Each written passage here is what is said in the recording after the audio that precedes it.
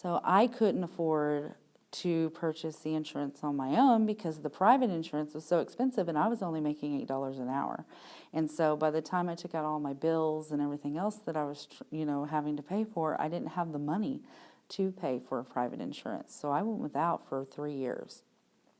During that time, I started to get really bad back and stomach pains, and I would almost pass out. I would get really nauseous and sick, and I didn't understand what was going on, and I kind of Googled it online, WebMD, and, the top 3 were like gallbladder cancer and like stomach cancer, liver cancer, like all these other ones. And I said to myself, I can't go to the doctor.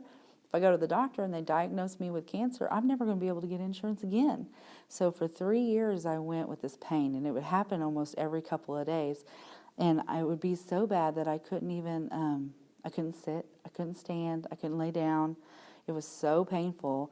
And I thought, well, maybe I need to go to the emergency room. So I'd go to the emergency room and I'd sit, and then I'd think, if they admit me, I'm not going to be able to afford, the bill. Like, how am I going to pay for this? And so I'd end up leaving before I'd even be admitted.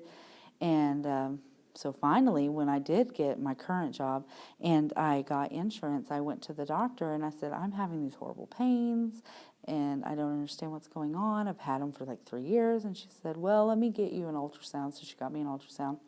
And come to find out, I had a gallstone this big that was blocking my duct, and it was creating a suction in my body. And she said that I could have died with it. But because of my fear of being diagnosed with something that the insurance companies would then never cover, I never got treatment for it. So once I got insurance, I went to that doctor's visit, and she told me what it was. Within 3 months, I had the surgery. So I could say that insurance is very important, because of just the amount of time. If I had insurance 3 years ago, I would have gone.